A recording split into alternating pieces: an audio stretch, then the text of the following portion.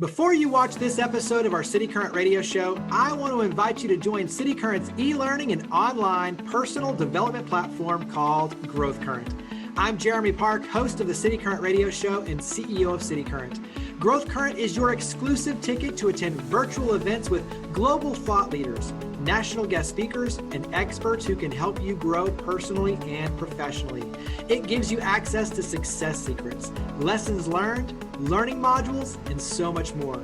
Being online, you can join us from anywhere in the world. Subscriptions are only $8 a month, or you can do bulk subscriptions for your team. Check out growthcurrent.com to learn more and to join us in our efforts to power the good. And now, on to the show. Welcome to the cityCURRENT radio show. I'm your host, Jeremy Park. We're always honored to bring you inspiring stories of individuals, organizations making a difference, powering the good. And with that, we're going to talk about the Turner Family Center for Social Ventures. We're joined by their director, Mario Avila. How are you doing, Mario? I'm doing great. I'm excited to be here and just can't wait to dig in a little bit and spend some time with you all. So love everything you're doing. And when you talk about using the students, the graduate students, the relationships, the business community to create social change, to fight poverty, that's kind of the mission here. But give us, obviously, the official mission and the purpose when you talk about the Turner Family Center for Social Ventures. Yeah, so you hit the nail on the head. I think just with our name, it's such a mouthful, right? The Turner Family Center for Social Ventures at Vanderbilt University, housed within the business school, the Owen Graduate School of Management. So it's a mouthful. At the end of the day, right, what we are is a group of graduate students, faculty, staff members that came together to say it's in order to create true change, not only, right, obviously here in Nashville in our backyard, but as we think about our impact, especially as graduate students, is how do we do that in a form of leadership, right? And focusing on the individual. So focusing on those individuals that are going through this really life-changing time where they said, you know what, I'm giving myself 2-3 years sometimes. If you're on a PhD program, it's a little bit longer, but for most of our students, they're in 2-year programs, and they're adults that have work experience that have said, I am gonna allow my brain and my thoughts to be malleable. And so what is it that I could do moving forward? And for us, it's really a focus on how can you be the most ethical and moral leader as you move on with your profession? And so I say profession because while we're housed at the business school at Vanderbilt, we work across the 8 graduate schools of the university because that's one of our main focus, right? So it's about leadership development with an intention on how we solve the world's most difficult problems and help support those organizations that are doing that. But we have to do it together from the different disciplines. So you can't have a bunch of lawyers, a bunch of business people, doctors doing it in a silo. We need to bring them together to create solutions that are actually actionable. And then the hope is that long term they become a true solution for the communities that they're implementing on. And I love the fact that it comes out of the business school in the sense that when you look at the big trend within CSR and the social B Corps and the fact that purpose really is now a main piece of corporate success, but using corporate resources, corporate leadership to get them not only skin in the game, but to create the catalyst. And then to your point, to draw in all the various sides, because to create change, you have to have everyone at the table, including those you're serving. And so to be able to have that holistic approach of everyone, but yet using business resources, metrics, strategies, implementation, all of those creates actionable opportunities to really lift. And so that's another, when you think about the mouthful, and we're trying to get better at how we talk about the work that we do in a very concise manner. I think one of the things that is a highlight, right? So we always say it's about student leadership. It's about being interdisciplinary. And then the overarching component of that is also market forces. So the ability to work with the market instead of against it, because unfortunately, often on both sides, as we talk about the social enterprise spectrum, you have government and you have traditional businesses. Although you're starting to see less of those that don't necessarily care about the environment, the communities, the social impact. Though you need to be able to work within the market to be able to create that long-term sustainable change. If not, you'll keep doing this as whether it's, and not to say that it's a nonprofits, right? But I would say from a government, more of a nonprofit history is they're not necessarily working with the market. And so bringing those together makes, we think, is the way to do it. And again, that's one way of looking at it. And that's, for us, that's kind of our theory of change, is that we need to work with the market and bring in business models into these projects, into these organizations, into these businesses. Absolutely. Walk us through kind of what a typical year, I mean, obviously we'll talk about some of the impact with COVID and the changes, but walk us through what a typical year would look like. I'll do it from a lens of a student, right? You tend to be someone that isn't in Nashville, that's coming from one of the coasts to Nashville for a 2-year degree. And you've currently, the type of students that we are getting, and it's been a big shift. And you mentioned B Corps and social impact and CSR. A lot of undergraduate institutions are starting to, and have been teaching to this, right? So there's been more of an interest in it. Consumerism at its best. We're seeing it in the things that we wear and the food that we eat. So students are interested in it. So I talk about it often. A typical student that comes in to engage with our center is coming in because they've been working Monday through Friday and going to church on Sunday. And they're saying, hey, I want to bring those things together. Now, it might be within a specific job title or role or organization, or just to say, I need to be able to make the right amount of salary so that this part of my life can also be engaged. And so that's typically the initial kind of, I would call them these sessions, right? Is that we meet with students and that's how they engage, and they say, this is what I want to do. And then for us is, how do we start to create a pathway for you? Because each student is very specific and it's an individual, right? And we say, what are your interests? Where is it that you want to be 25 years from now? So how are we going to get you there? And how can we start to work on these two things that might be separate for the first 5 years after you graduate, but over the next 2 years as you engage in the center, what ways in which are there in which you can engage? So one of them is our Board Fellows program, where we match graduate students with local nonprofits to be thoughtful about what it means to be a governance member of an organization.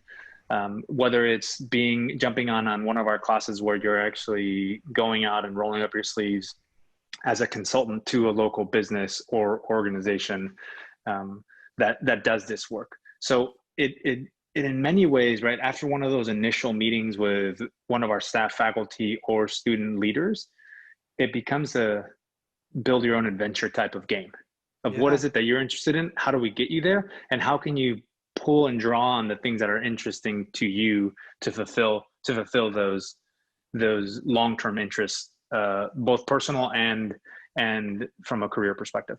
Well, and I think that's where the magic happens is when you talk about purpose, it's personal. And so being able to tap into their personal purpose then becomes that fuel for them to power the good, which creates that ripple effect in their personal life and in their professional life too. I mean, everything that we stand for at cityCURRENT is exactly what we're talking about here.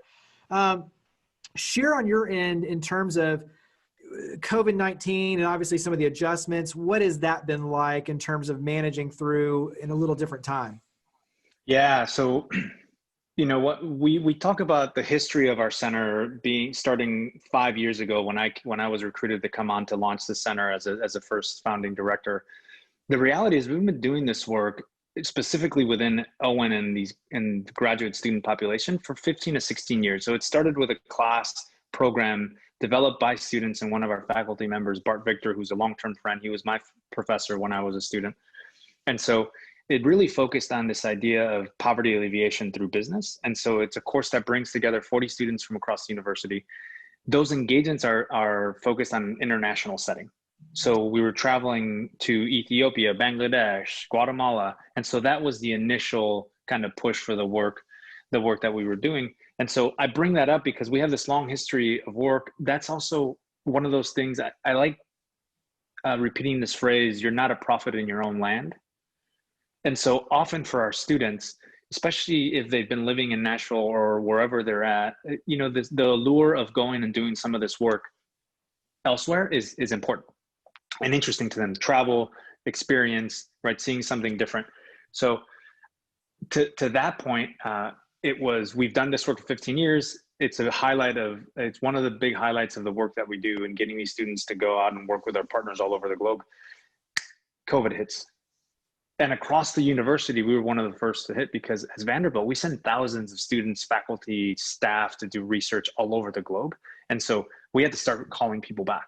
So that's when the reality hit us mid to late February, when we actually had students that were on a plane to Lagos, Nigeria, that we literally had to get back to the country because they had some cases that were happening.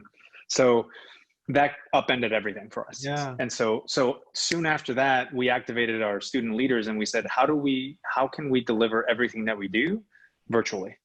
And so, what really happened, Jeremy, was our first work was wrapping up the projects that we had, but it quickly turned to, how do we help support our students who need to get a job? And so in many ways, we kind of help become this placement agency, both with nonprofits that said, we need some help, businesses that said, yes, I'm willing to take some talent. And then for us was, hey, as a student, where do you need to go? What are the kind of bills that you have to pay? And how can we help you get there? Right. So this blend of, yes, I want to follow my careers, but then I also just have to pay my rent. Yeah. So I think for us, that was the big change. Then we were able to take a step back and say, okay, how can we be creative here? What else can we do? And so we did some really cool and exciting things over the summer that I'm happy to go into later, but focus more around our student athletes at Vanderbilt. Well, give us one, and maybe this kind of ties in, but give us one example when you talk about important lessons that you're wanting the students to learn, how you're looking, for that transformation.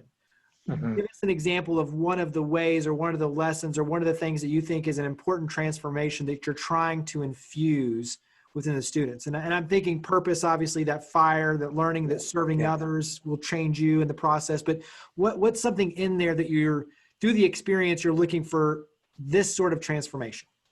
Yeah. So you made a comment earlier, and what we often tell students, especially around purpose, is that, what's in here and what's driving you. And when you look back at your life, whether it's faith-based or community-based, family-based, whatever that is, that's your driver, I can't teach you that. I can't. What we can do is help you understand what that is that you value, and how we help grow that into a meaningful balance from your work and your personal life. And so for us, it's really that clarity that students, there's a multitude of programs. And unfortunately, the thing that I always am challenged with is, like typical nonprofits, we have so many programs. And it's on purpose because, again, not everything fits each student. And so they're able to lead something or create something new that they're very passionate. So for us, it's really that transformation of that one meeting where I say, no, hold on, Jeremy. There's so many things that we could do. What are you interested in? What is it that you want to become? And how do I help you get there? Versus just putting them through the ringer of typical, take these classes, do this, and this is the type of job you're going to get. We really turn it upside down and we say, hey, you're in control. I'm here to help you, but how do we get there? And so to me, that's one of those biggest things. And from that, you could take anything. Again, I'll go back to this program that I'm really excited about with our board fellows piece, to really be allowing students to structure how they can be governance members and support nonprofits across the city, to one of the other ones that I've been really excited about too is our emerging impact leaders. So it's a cohort of students that come together, and it's really about fellowship. It's really about understanding what that med student feels and what the law student feels, and just coming together, breaking bread, and understanding the other side of it. Because often we're so siloed in these programs that the ability to really go deep with someone else and to learn about who you are, what makes you cry, what makes you tick, who your family is. I mean, those are the long-term, lifelong friendships and change that really happens. Yeah. And being able to peel back the layers and have somebody else peel them back helps you then peel them back, because you're learning from each other and you're also seeing that it's okay to peel back those layers and to share. The other thing I'll say, I think that's an important piece of it, is one, obviously letting them find their purpose. You find yourself in the service of others is, the great kind of Gandhi quote, but that is the reality. Is the more you go out and serve, the more you do find your true north and figure out what drives your heart. The other one, though, I think, is when you find how to leverage that. So in other words, one thing to find it, when you find how to draw power from that and how to bring others together and really create change, which gives you the confidence and the power to do even bigger and better things. Once you learn how to leverage that purpose, that to me is where everything changes, including not only in your personal life, but your professional life as well. 100%, right? And so I tell students that, and I ask them a very specific question. One is, and I love asking this of executives as well, is what keeps you up at night? Because once we have that clarity of what is keeping you up at night that you need to address, right, from an organization, a company, to me, we have a large pool of talent to go out and help solve whatever is keeping you up at night, right? From a business, social impact issue. On the other side, for a student, is that might be one of those where they feel that they're not being true to themselves. And so what I tell students is that even more so today, right? The data shows, the most recent one was from the Deloitte study on employees that need to find purpose in the work that they do. So you need, and I want you to bring your 100% self to everything that you do, because if I limit that, it limits innovation, it limits creativity. So I think that's a big question, is what's keeping you up at night? How do we start to address some of those things? But then how do you bring your full self, right? And in the most colorful, bland, whatever it is that you're bringing to the team, bring that, because that's what we need. And I think it's shockingly how, I will say that, of course, there's a shared interest in social impact. There's a shared interest in this idea of using business to drive social change that brings especially our students to engage with us. But ultimately, they haven't really been asked those deep questions to think about who they are and how they bring their full selves to an Amazon, right? A Goldman Sachs, right? A university medical center. And I think that's very liberating. Yeah, absolutely. Wrap up and talk about how we can help, and then obviously where we go to raise our hand in terms of website and all the contact information. So how do we help and where do we go? Yeah, how do we help? So partnerships, right? They're always important. It's a two-way street. So the easiest way to look at the work that we've done, reading our blog posts, look at the history, is turnerfamilycenter.com. That'll take you to our center's website and opportunities to engage, how to do that. Ways to help, right? So ways to help, it's what's keeping you up at night. What is that project? What is that business challenge that you have? How are you not providing to your constituents, your beneficiaries, what you say you're doing? How can we help you, right? Because we have an army of amazing, smart, intelligent students that are willing to roll up their sleeves, and we're that conduit. The reason why I love what I'm doing now versus my time as an entrepreneur is I'm playing matchmaker. And so we have extremely hungry graduate students that are willing to help and support, both not only from intellectually their heads, but they're also going to be long-term donors and supporters and consumers of products. So I think it's literally asking you the same question. What is it? What's the purpose of your organization? What are you doing? And what's keeping you up at night? Let us help you do that, because you will gain those long-term relationships, those long-term understandings of how you engage with a very specific demographic, right? That is in many ways at the echelon of the business, medical, law careers that I think we need to continue to tap into. Last question is just, where do we go to learn more? So you mentioned the website, but mention it again, and any social media or anywhere else. Yeah. So the two, right? So turnerfamilycenter.com at a university. From the business school perspective, business.vanderbilt.edu. And then we're really active on our Instagram account where you can come on, and that's Vanderbilt TFC is our Instagram handle. So please engage and feel free to reach out and link in with us, set up a time to talk with any of our staff members or student leaders. Awesome. Well, Mario, thank you for all you and your team do. Greatly appreciate it. Thank you for coming on the show. Thank you, Jeremy.